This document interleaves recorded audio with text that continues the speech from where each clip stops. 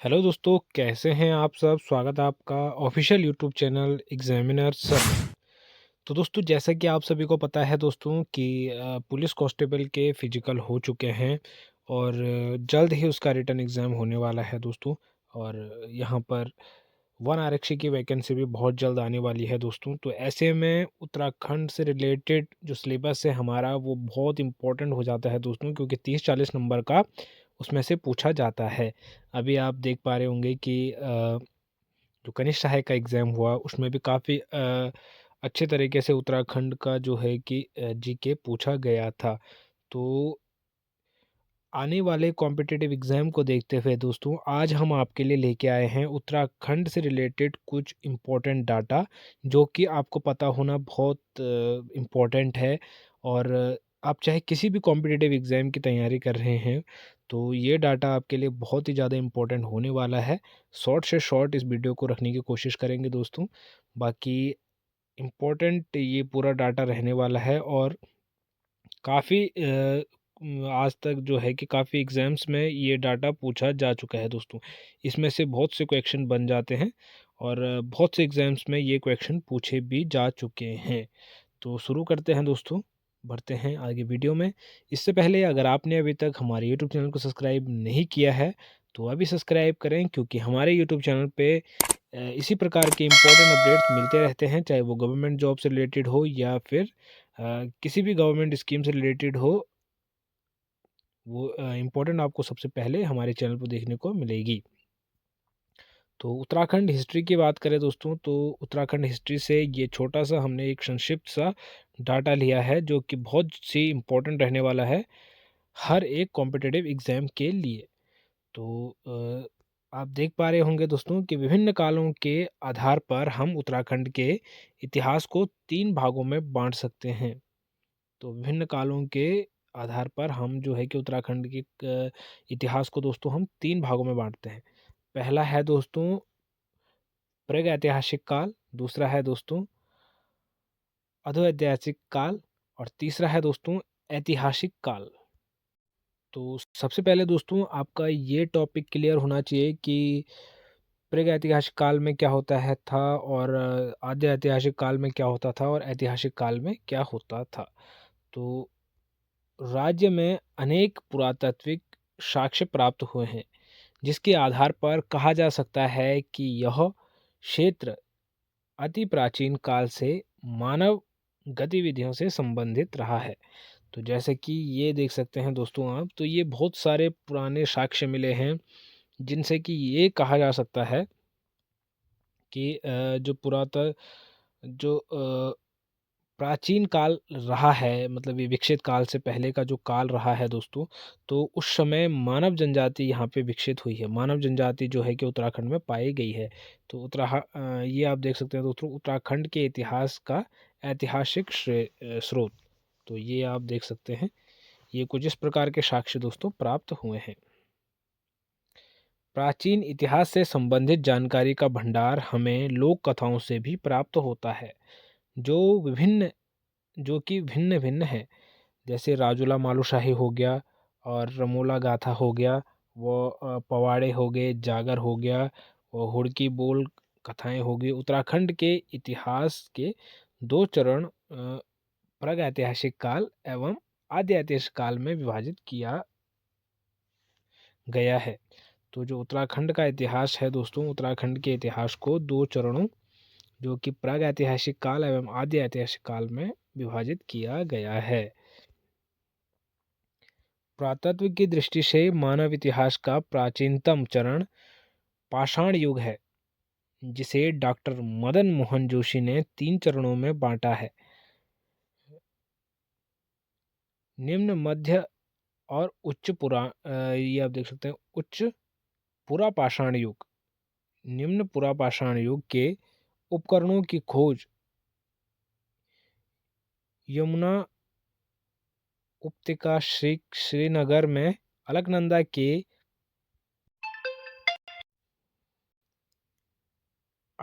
के उपत्यका में पश्चिमी रामगंगा घाटी अल्मोड़ा खोटानी नाला से पी नौटियाल व यशोधर मठपाल द्वारा की गई है।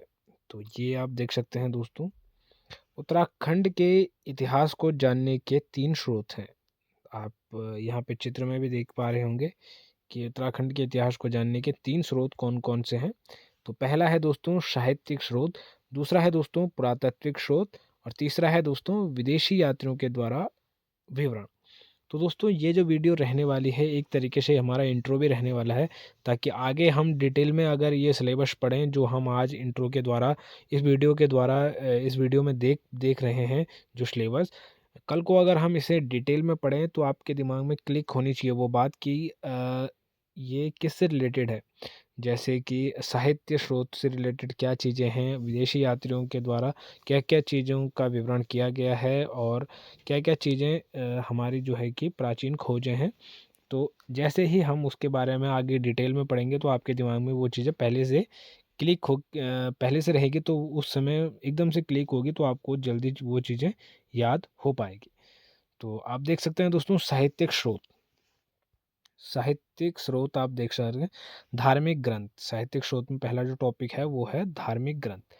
तो आप देख सकते हैं कि उत्तराखंड का प्रथम उल्लेख ऋग्वेद में मिला है, जिसमें इस क्षेत्र के लिए मनुष्यों की पूर्ण भूमि या देवभूमि कहा गया है।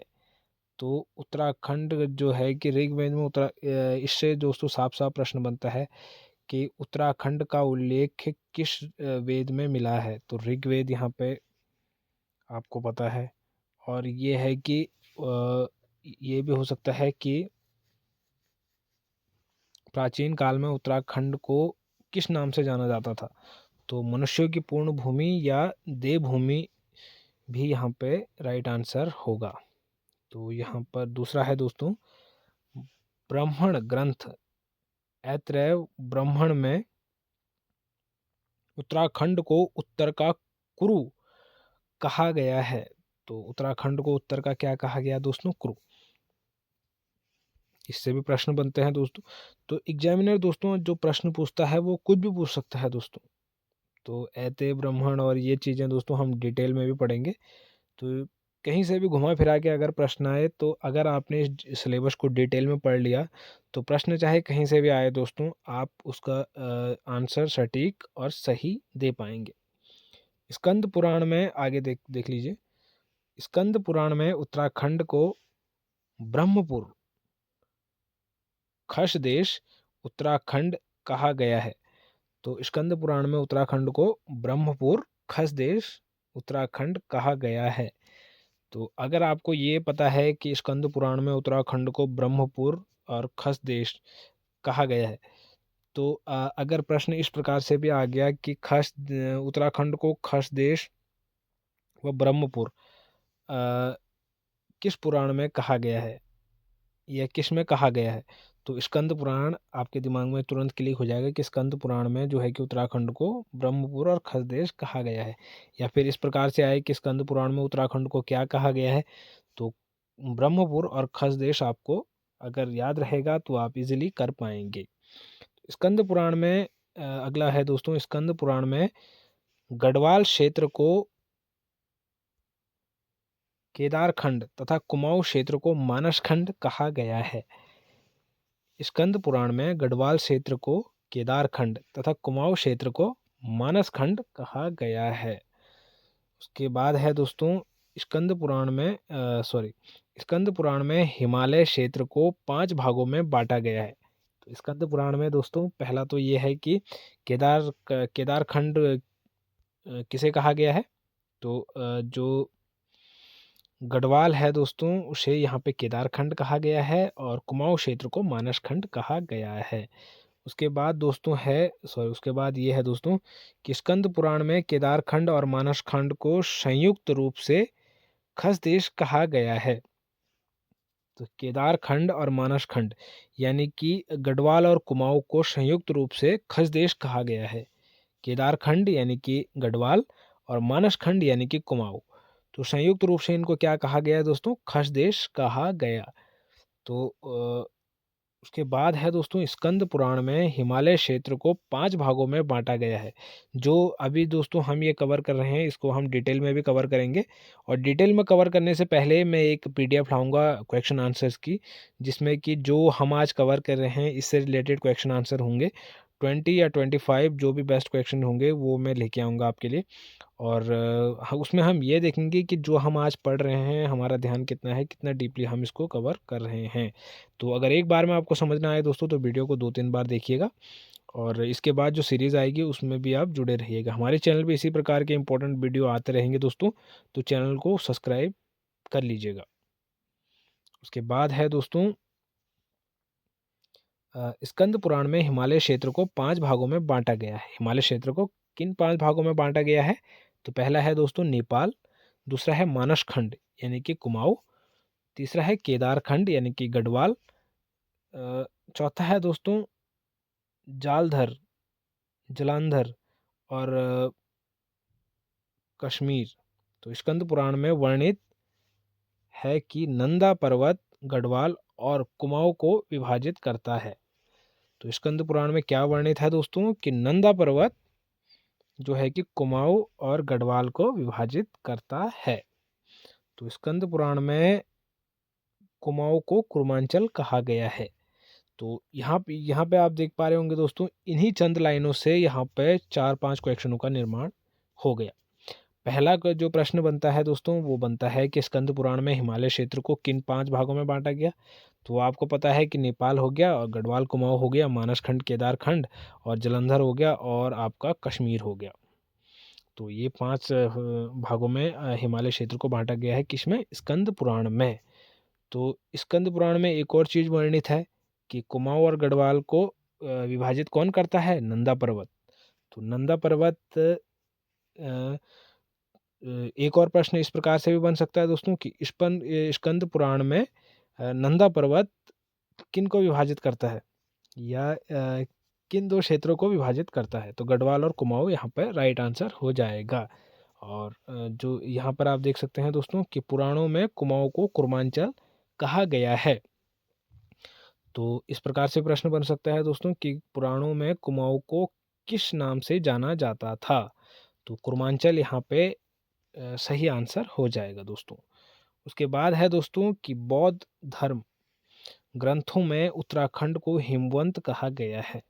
तो बौद्ध धर्म ग्रंथों में उत्तराखंड को हिमवंत कहा गया है। आप देख पा रहे होंगे, बौद्ध धर्म ग्रंथों में उत्तराखंड को हिमवंत कहा गया है। तो ये भी आप याद कर लीजिएगा दोस्तों। महाभारत में, तो ये देख लीजिए आप, महाभारत में गढ़वाल क्षेत्र को स्वर्ग भूमि, बद्रिकाश्रम, तपोभूमि कहा गया है।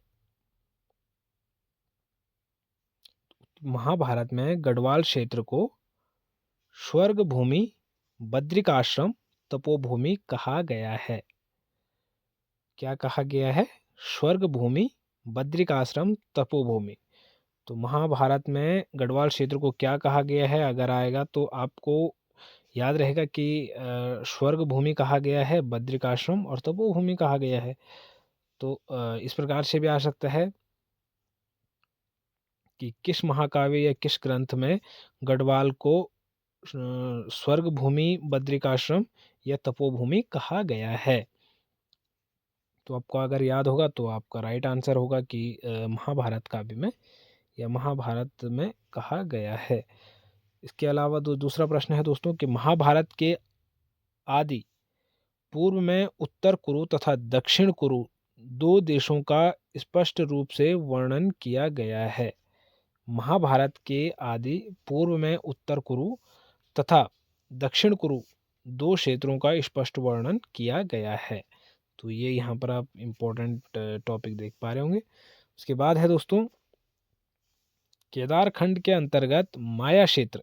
तो माया क्षेत्र किसे कहा गया है दोस्तों? हरिद्वार को यहाँ पे माया क्षेत्र कहा गया है। केदार खंड के अंतर्गत माया क्षेत्र से हिमालय तक का क्षेत्र आता था तथा मानस खंड के अंतर्गत नंदा देवी पर्वत से कालागिरी तक का क्षेत्र आता था। तो यहाँ पर आप देख सकते हैं दोस्तों, उत्तराखंड के अंतर्गत केदारखंड के अंतर्गत माया क्षेत्र जो है दोस्तों, माया क्षेत्र में यहाँ पे हरिद्वार से हिमालय तक का क्षेत्र आता था।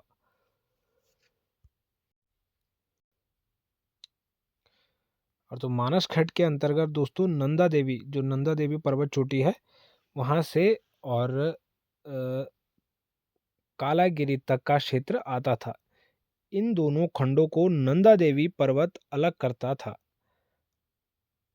इन दोनों अ, इन दोनों खंडों को नंदा देवी पर्वत अलग करता है। तो आप देख सकते हैं जो गढ़वाल और कुमाऊं का विभाजन किया गया, तो वही चीज़ ये दोबारा बता रहा है दोस्तों। लेकिन इसमें आप देख सकते हैं माया क्षेत्र और मानस खंड के अंतर्गत नंदा देवी पर्वत चोटी, ये इस नाम से इसको जाना गया है। उसके बाद है दोस्तों कि कौशितकी ब्राह्मण में लिखा है कि वाक्य देवी का निवास स्थान ब्रह्म का बद्रिकाश्रम में था। तो बद्रिकाश्रम में था कौशिकी देवी का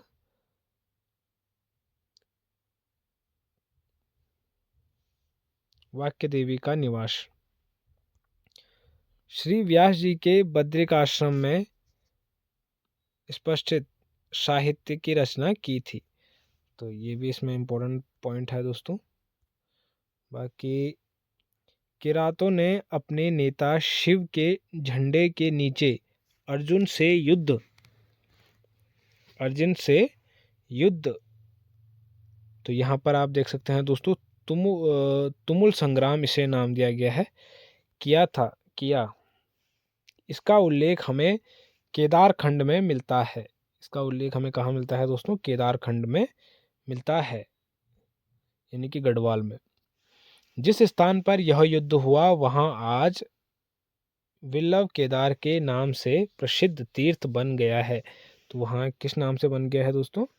विल्लव केदार के नाम से प्रसिद्ध तीर्थ बन गया है। विल्लव केदार अलकनंदा के बाएं तट पर स्थित है, जिसे शिवप्रयाग के नाम से जाना जाता है। तो शिवप्रयाग के नाम से किसे जाना जाता है, तो ये भी प्रश्न आता है। तो विल्लव केदार आप यहाँ पे लिख सकते हैं। तो विल्लभ केदार को किस नाम से जाना जाता है, तो शिवप्रयाग भी आप यहाँ पे लिख सकते हैं, राइट आंसर हो जाएगा। उसके बाद जो है दोस्तों अधार्मिक ग्रंथ सेकंड पॉइंट है।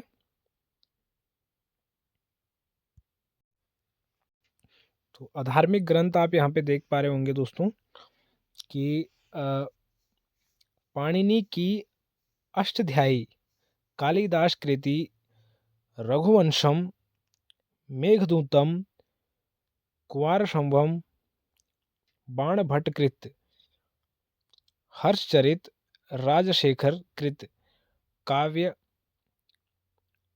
मीमांसा में उत्तराखंड के बारे में जानकारी प्राप्त होती है। तो ये जो काव्य और ग्रंथ यहाँ पर लिखे गए हैं दोस्तों, इनमें उत्तराखंड के बारे में जानकारी प्राप्त होते हैं। और यहाँ पर दिया गया है दोस्तों कल्हड़ द्वारा रचित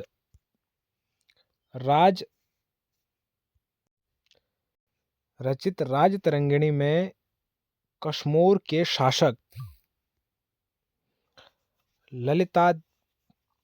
ललिताद्य मुक्तापिड़ द्वारा गढ़वाल विजय का उल्लेख मिलता है। उत्तराखंड में प्रचलित कथाओं जैसे जागर इत्यादि भी इतिहास हेतु महत्वपूर्ण जानकारी देते हैं। तो ये यहाँ पर इम्पोर्टेंट पॉइंट है दोस्तों कि उत्तराखंड में जो जागर और ये लोक कथाएं चलती हैं, तो वो भी इतिहास की जानकारी हमें देते हैं। मुस्लिम ग्रंथ आप देख पा रहे होंगे जहांगीरनामा और तारीख ए बदायूनी में उत्तराखंड का वर्णन है।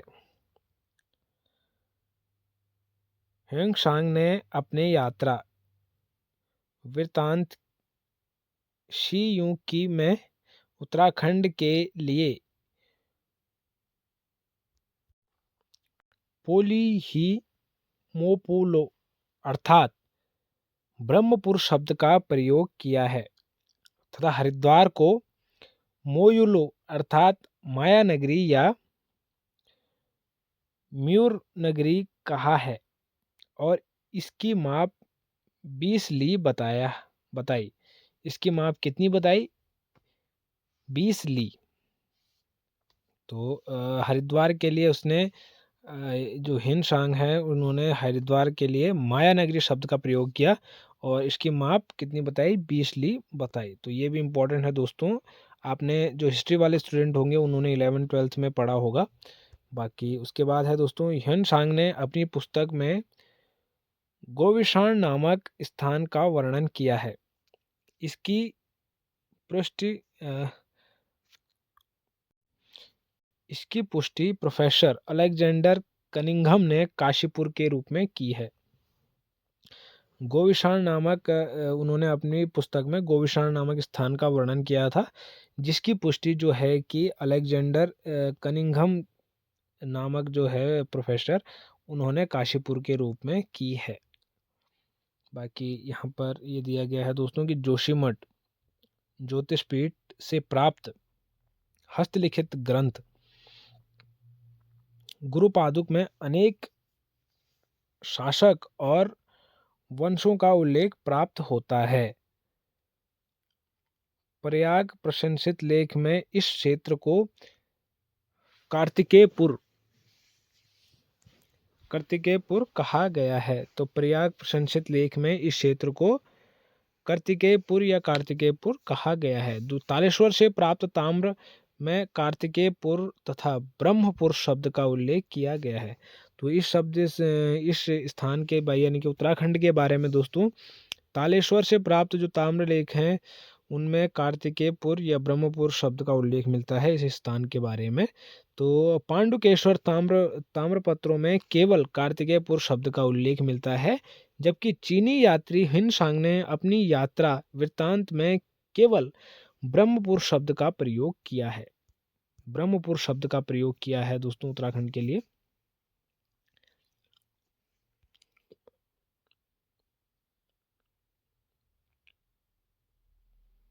उसके बाद आप देख सकते हैं दोस्तों पुरातात्विक शोध। तो पुरातात्विक शोध में प्रागैतिहासिक अवशेष यहाँ पर आप देख पा रहे होंगे दोस्तों। उत्तराखंड में पुरातत्व की खोज का प्रारंभ हैनवुड ने किया था। तो यहाँ पर इम्पोर्टेंट प्रश्न बन जाता है दोस्तों कि उत्तराखंड में पुरातत्व की खोज किसने करी थी? तो उत्तराखंड में पुरातत्व की खोज का प्रारंभ जो है कि हैनवुड, यहाँ पर नाम याद कर लीजिए, हैनवुड ने किया था। हैनवुड द्वारा 1856 में चंपावत के देवीधुरा नामक स्थान पर सर्वप्रथम कांप मार्क्स उत्खनित किए गए थे। इसके पश्चात 1877 में रिबेट कानक द्वाराहाट के चंद्रेश्वर मंदिर के समीप शैल चित्रों की खोज की, जो 12 पंक्ति में खुदे मिले हैं। रेबिट कार्नक द्वाराहाट से प्राप्त शैल चित्रों को यूरोप से प्राप्त शैल चित्रों के समान बताया गया है। तो द्वाराहाट से जो शैल चित्र मिले हैं दोस्तों उनको यूरोप के शैल चित्रों के समान बताया गया है। तो ये खोज किसने की दोस्तों? जो द्वाराहाट में शैल चित्र मिले हैं तो वो की रेबिट कार्नक।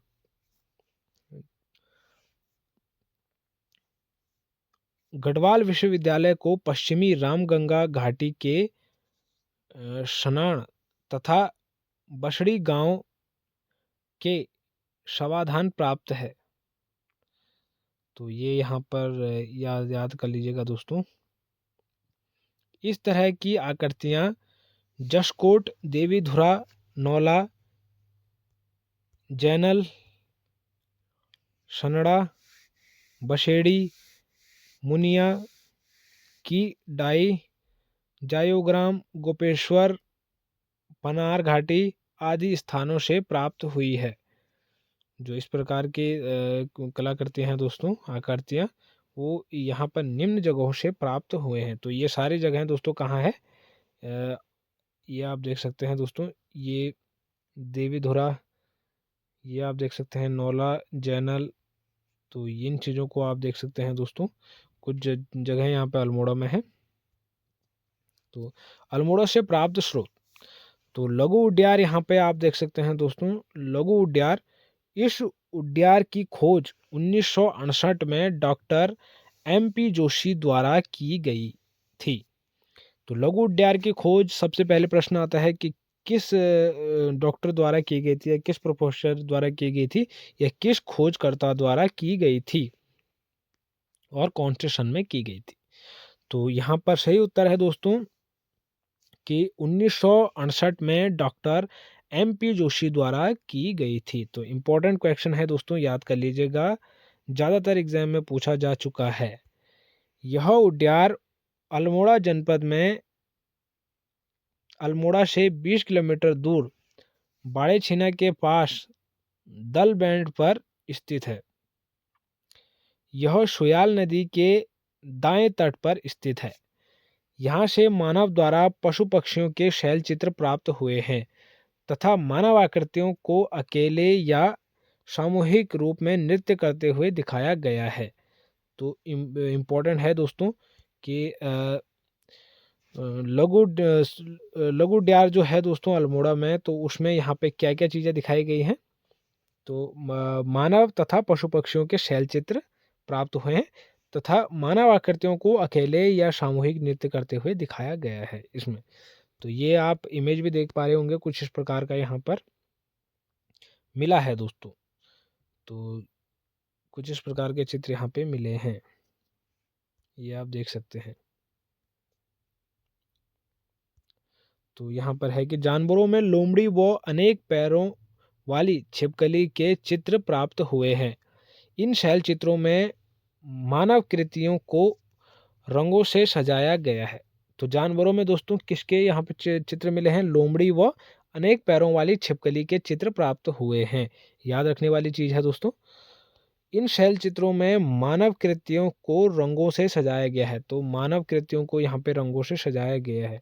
इन शैल चित्रों में 3 रंगों का प्रयोग किया गया है। सबसे नीचे श्याम, मध्य में कत्थई और ऊपरी भाग में श्वेत रंग का प्रयोग किया गया है। तो यह शैल चित्र नागफनी के आकार का है। तो नागफनी के आकार का जो है कि ये शैल चित्र है दोस्तों। नागफनी का पौधा आप में से बहुत से लोगों ने देखा होगा, नहीं देखा होगा तो आप गूगल भी कर सकते हैं। डॉक्टर यशवंत सिंह कठोज के अनुसार लघु उड्यार उत्तराखंड में प्रागैतिहासिक शैल चित्रों की पहली खोज थी। तो ये भी याद करने वाली चीज है दोस्तों। इन चित्रों को ताम्रपाषाण काल में रखा गया है। ताम्रपाषाण काल में रखा गया है इन चित्रों को। कुछ विद्वान इन चित्रों को भीमबेटका शैल चित्रों के समान मानते हैं। तो भीमबेटका के बारे में जो लोग नहीं जानते दोस्तों, तो कमेंट कर सकते हैं। हमारे यूट्यूब चैनल पे वीडियो बनी हुई है वैसे, पर फिर भी मैं एक बार दोबारा आपको एक्सप्लेन कर दूंगा। राज्य पुरातत्व विभाग ने 1992 में इसे अपने संरक्षण में लिया। तो राज्य पुरातत्व विभाग ने दोस्तों किस सन में इसे अपने संरक्षण में लिया लघु उड्यार को? तो 1992 यहाँ पे राइट आंसर हो जाएगा दोस्तों। उसके बाद है दोस्तों फड़कानौली। तो फड़कानौली दोस्तों लघु उड्यार से आधा किलोमीटर पहले फड़कानौली के पास 3 शैल चित्र स्थित हैं। तो लघु उड्यार से 3 किलोमीटर पहले क्या है दोस्तों? फड़कानौली। अब फड़कानौली में क्या है कि 3 शैल चित्र स्थित हैं। प्रथम शैल चित्र की छत नागराज के फन के भांति बाहर निकली है और इसकी दीवार पर आकृतियों के 20 संयोजन विद्यमान है। दूसरे शैल चित्र में 10 स्थानों पर चित्रण के प्रमाण हैं। तीसरा शैल चित्र सुयाल नदी के तट पर स्थित है। फड़कानौली की खोज 1985 में यशोधर मठपाल जी के द्वारा की गई। तो फड़कानौली की खोज कब की गई? तो 1985 में यशोधर मठपाल जी के द्वारा की गई। तो ये यहाँ पर राइट आंसर हो जाएगा। तो ये सब चीज़ें दोस्तों ज़्यादातर एग्जाम में पूछी जाती हैं। हालांकि ये एक इंट्रो वीडियो है, बट फिर भी इसमें से काफ़ी सारे प्रश्न ऐसे हैं दोस्तों कि जो हर साल एग्ज़ाम में आते ही आते हैं। चाहे आप समूह गौ की तैयारी कर रहे हों या उससे ऊपर की आप तैयारी कर रहे हों, तो पूछे जाते ही जाते हैं। UK triple SC, UK PSC और हर प्रकार के कॉम्पिटिटिव एग्ज़ाम में ये जो है कि क्वेश्चन काम आते हैं दोस्तों। उसके बाद है दोस्तों पेटशाला। तो ये आप देख सकते हैं दोस्तों पेटशाला। इस शैल चित्र की खोज 1989 में यशोधर मठपाल द्वारा की गई। तो पहला है दोस्तों फड़का नौली। फड़का नौली की खोज कब की गई? 1985 में। किसके द्वारा? यशोधर मठपाल। और जो है कि पेटशाला, तो इसकी खोज कब की गई? 1989 में। ये भी यशोधर मठपाल जी के द्वारा। ठीक है दोस्तों, पहले किसकी खोज की गई? फड़का नौली, उसके बाद पेटशाला। ठीक है दोस्तों, तो ये चीज़ें आप याद रखिएगा। उसके बाद ये शैल चित्र की खोज दोस्तों 1989 में यशोधर मठपाल जी के द्वारा की गई। यहाँ से नृत्य रथ मानव आकृतियां प्राप्त हुई है। नृत्य रथ का मतलब होता है कि नृत्य करती हुई। इन्हें कत्थई रंग में सजाया गया है। यहाँ से 2 गुफाएं प्राप्त हैं, जिसमें से पहली गुफा 8 मीटर गहरी और 6 मीटर ऊंची है तथा दूसरी गुफा 4 मीटर ऊंची और 3 मीटर 3.10 मीटर गहरी है। तो ये यहाँ पे 2 गुफाएं इसमें मिली हैं। तो ये यहाँ पे इसकी खोज भी आप याद कर सकते हैं और किन्होंने इसकी खोज की वो भी याद कर सकते हैं। और ये इसमें से 2 गुफाएं मिली, तो ये भी यहाँ पे इम्पोर्टेंट पॉइंट है दोस्तों। तो ये भी यहाँ पे याद करने वाली चीज़ है। वीडियो अगर एक बार में समझ ना आए तो दोबारा आप देख सकते हैं। बाकी डिटेल में भी इन चीज़ों के बारे में बात करेंगे दोस्तों। अभी ये एक इंट्रो वीडियो रहने वाला है, तो इसमें हम देखने वाले हैं दोस्तों कि क्या क्या चीज़ें हैं जो हम पढ़ने वाले हैं उत्तराखंड के इतिहास के बारे में। बाकी डिटेल में भी इन सब पर वीडियो आएगी, तो चैनल पे बने रहिएगा। दूसरा है दोस्तों फल सीमा। यहाँ से योग मुद्रा व नृत्य मुद्रा में मानव आकृतियाँ मिली है। तो यहाँ से क्या मिली है दोस्तों? फल सीमा से योग मुद्रा और नृत्य मुद्रा में मानव आकृतियाँ मिली हैं, यानी कि योग आसन में बैठे हुए लोगों की आकृतियाँ, और जो है कि नृत्य मुद्रा यानी कि नृत्य करते हुए, जैसे कि नृत्य कर रहे हैं तो एक ही मुद्रा में, तो उसकी आकृतियाँ यहाँ से हमें प्राप्त हुई हैं। उसके बाद है दोस्तों यहाँ पर एक चट्टान पर 2 कप मार्क बनाए गए हैं। कप मार्क, कप मार्क बहुत से लोग जानते होंगे, कमेंट बॉक्स में भी आप पूछ सकते हैं। यह अल्मोड़ा से 8 किलोमीटर उत्तर पूर्व दिशा में है। तो फल सीमा कहाँ पड़ता है दोस्तों? अल्मोड़ा से 8 किलोमीटर उत्तर पूर्व दिशा में आपको फल सीमा मिल जाएगा। आपसे बहुत से लोग अगर जाना भी चाहते हैं तो आप देख सकते हैं अल्मोड़ा, अगर आपका कभी जाना हुआ तो। उसके बाद है दोस्तों लोथाप। यहाँ से प्राप्त शैल चित्रों में मानव को शिकार करते हुए तथा हाथों में हाथ डालकर नृत्य करते हुए दिखाया गया है। जो यहाँ चित्र मिले हैं दोस्तों लोथाप में, तो मानव को शिकार करते हुए दिखाया गया है तथा हाथों में हाथ डालकर नृत्य करते हुए दिखाया गया है। और लाल रंग के चित्र प्राप्त होने के कारण इसे लोथाप कहा जाता है। यहाँ पर 3 शैल चित्र स्थित हैं। यह शैलाश्रय अल्मोड़ा बिनसर मार्ग पर लोथाप नामक स्थान पर स्थित है। तो अल्मोड़ा बिनसर मार्ग पर लोथाप नामक स्थान पर जो है कि ये स्थित है। और यहाँ पर जो है कि मानव को शिकार करते हुए तथा हाथों में हाथ डालकर नृत्य करते हुए दिखाया गया है। तो ये चीज़ें आप याद रखिएगा दोस्तों लोथाप। उसके बाद है दोस्तों कसार देवी। तो कसार देवी टेम्पल बहुत से लोग गए होंगे अल्मोड़ा में, जो नहीं गए तो दोस्तों आप सर्च कर सकते हैं, और कसार देवी के बारे में हमने वीडियो बना रखी है। फिर भी अगर आप दोबारा डिटेल में जानना चाहते हैं तो कमेंट करिए, हम डिटेल में आपको बताएंगे। कसार देवी, तो कषार देवी शैल चित्र में 14 नर्तकों का सुंदर चित्रण किया गया है, जो काश्य पर्वत की कश्यप चोटी पर स्थित है। काश्य पर्वत की कश्यप चोटी पर स्थित है। यह स्थान अल्मोड़ा से 8 किलोमीटर दूरी पर स्थित है। तो ये चीज इंपॉर्टेंट है दोस्तों, याद कर लीजिएगा। उसके बाद है दोस्तों रामगंगा घाटी।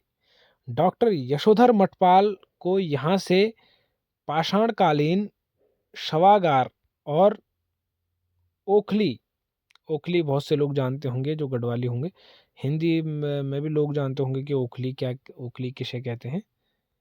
तो ओखली प्राप्त हुई है। तो उसके बाद है दोस्तों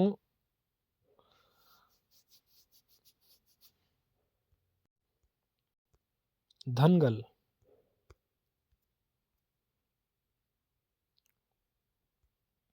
कुमाऊं विश्वविद्यालय अल्मोड़ा के इतिहास एवं पुरातत्व विभाग ने अल्मोड़ा जनपद में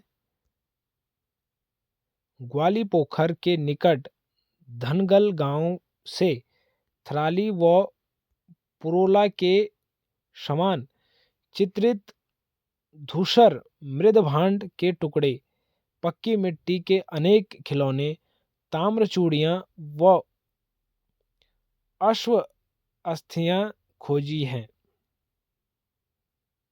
तो क्या क्या खोजा है दोस्तों? अल्मोड़ा विश्वविद्यालय उत्तराखंड, कुमाऊं विश्वविद्यालय अल्मोड़ा के इतिहास एवं पुरातत्व विभाग के अल्मोड़ा जनपद में दोस्तों क्या है, ग्वाली पोखर के निकट धनगल गांव में थराली व पुरोला के समान, थराली व पुरोला में जो चित्रण मिले हैं उसी के समान यहाँ पर भी मिले हैं दोस्तों मृद भांड के टुकड़े व पक्की मिट्टी के अनेक खिलौने। पक्की मिट्टी के खिलौने भी यहाँ से मिले हैं। व ताम्र चूड़ियाँ व अश्व अस्थियाँ खोजी गई हैं। यहाँ चित्रित मृदभांड लाल मिट्टी से निर्मित हैं। लाल मिट्टी से यहाँ जो है कि मृदभांड चित्रित किए गए हैं।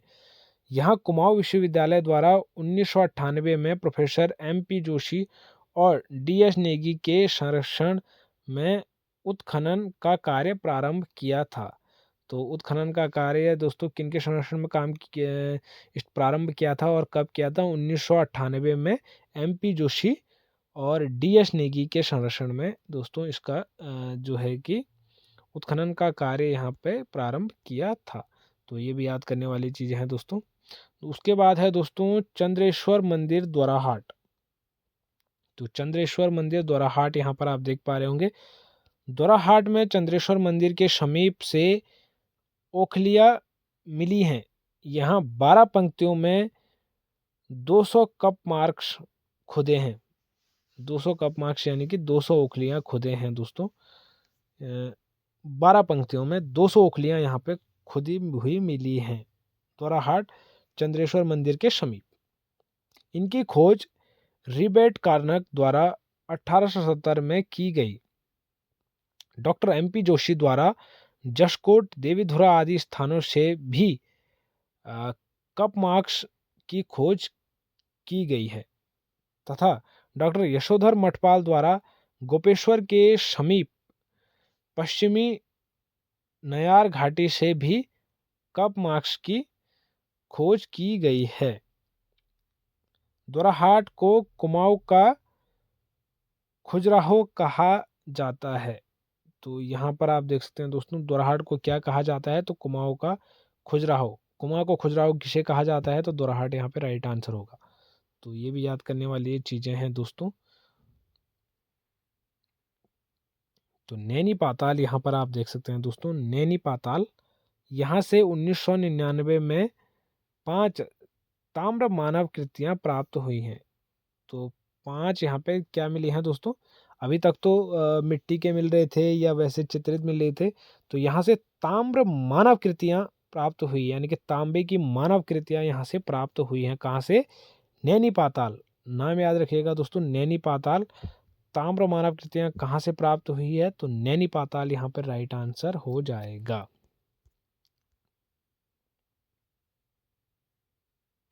उसके बाद है दोस्तों खेखड़, उसके बाद है दोस्तों खेखड़। यहाँ से 1982 में प्रागैतिहासिक काल के मृदभांड प्राप्त हुए थे। प्रागैतिहासिक काल के मृदभांड प्राप्त हुए थे कहाँ से? खेखड़ से 1982 में।